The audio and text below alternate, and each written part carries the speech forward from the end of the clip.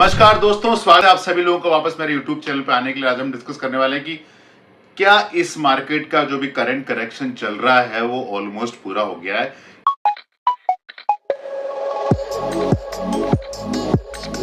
Video मैं shoot कर रहा हूं 18 नवंबर को, जब निफ्टी करीब करीब 23,000 के आसपास है।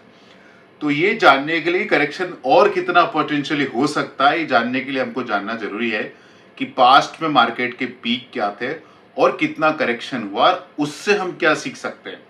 तो मैंने चार बड़े करेक्शन लिए हैं, 1992 का, ईयर 2000 का, 2008 का और कोविड 2020 का। और तीन बड़े करेक्शन क्यों लिए, क्योंकि 92, ईयर 2000 और 2008 में इन तीनों टाइम मार्केट करीब करीब 50% से ऊपर टूटा है और 2020 में मार्केट करीब करीब 40% टूटा है। लेकिन 92 और ईयर 2000 और 2008 का जो बाजार है, उसमें बाजार टूटने के बाद वापस उसी लेवल पे आने में बहुत समय लगा। कितना समय लगा? 1992 में वापस को बाजार को उसी लेवल आने में करीब करीब 11 साल 4-5 महीने लगे। ईयर 2000 के अंदर मार्केट को उसी लेवल पे आने में 56 मंथ, करीब करीब 5 साल लगे। और 2008 में मार्केट को उसी लेवल पे आने में करीब करीब 7-6 साल लगे, 73 मंथ लगे। लेकिन 2020 जो कोविड था, उसके अंदर मार्केट 10 महीने के अंदर ही वापस उसी लेवल पे आ गया। और जबकि 2020 में कोविड के 10 महीने बाद भी कोविड का पूरा फियर नहीं चला गया था, क्योंकि एक साल बाद और Covid, second wave of Covid आया इकोनॉमी के अंदर, वर्ल्ड में। तो 2020 में ऐसा क्या हुआ और इससे हमको क्या लर्निंग मिलती है, तो ये जानने के लिए हमको देखना है कि 92, 2000 और 2008 का हम रिटर्न देखते हैं। तो 92 का एक साल का रिटर्न देखो। जब 1992 का पीक हुआ, उस टाइम मार्केट ने एक साल पहले क्या रिटर्न दिया, 3 साल पहले क्या दिया, 5 साल पहले क्या दिया, 10 साल पहले क्या दिया, वो आपको स्लाइड में दिख जाएगा। ईयर 2000 में मार्केट पीक हुआ, तब एक साल का रिटर्न, 3 साल का रिटर्न, 5 साल का रिटर्न और 10 साल का रिटर्न क्या था, वो आपको स्लाइड में दिख जाएगा। और 2008 में जब मार्केट पीक था, तो उस टाइम एक साल का रिटर्न, 3 साल का रिटर्न, 5 साल का रिटर्न और 10 साल का रिटर्न क्या था, वो भी आपको स्लाइड में दिख जाएगा। तो आप देखेंगे कि ईयर 1992 में करीब 18-19 गुना मार्केट ने रिटर्न दिया 10 साल के पीरियड में।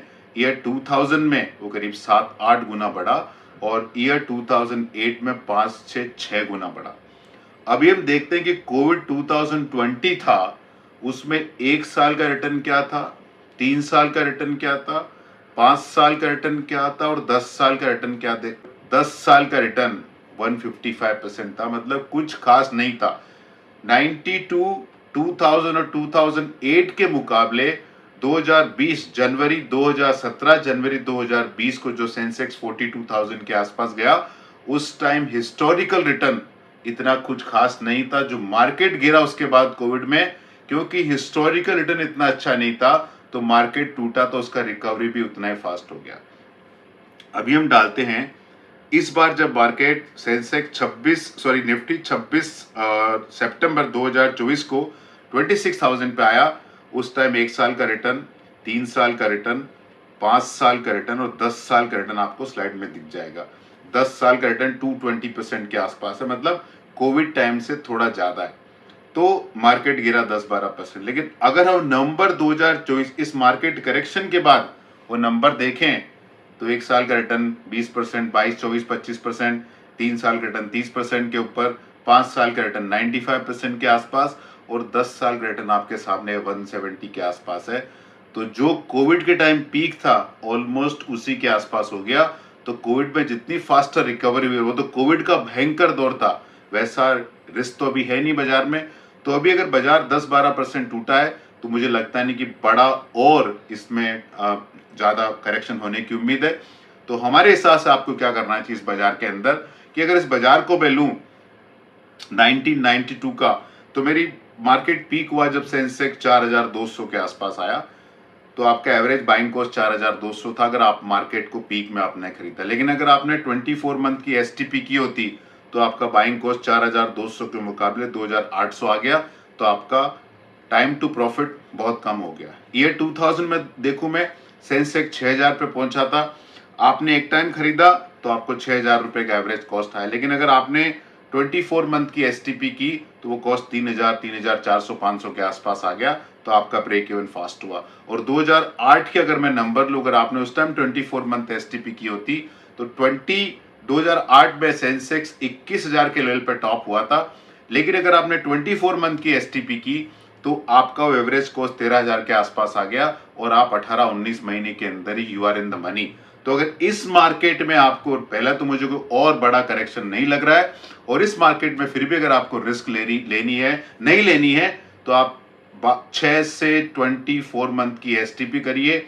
अगर मार्केट नीचे गया तो आपका एवरेज कॉस्ट और नीचे जाएगा, लेकिन मेरा मानना है कि 6 मंथ के ऊपर की एसटीपी इस बाजार में नहीं करनी चाहिए।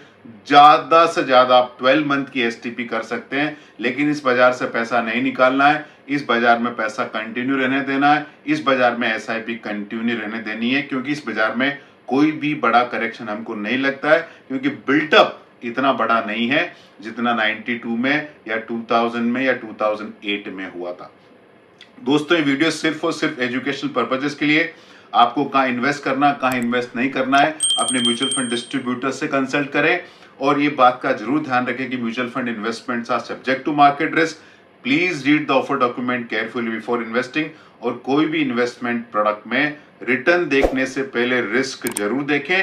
और ये डेटा मैंने दिखाए पास्ट के डेटा है, फ्यूचर में ऐसा होगा कि नहीं होगा मुझे पता नहीं है। फाइनली ये आपका पैसा है, आपका फ्यूचर है, आप डिसाइड करें। हम इस पूरे प्रोसेस में बहुत ही छोटे एनेबलर हैं। धन्यवाद।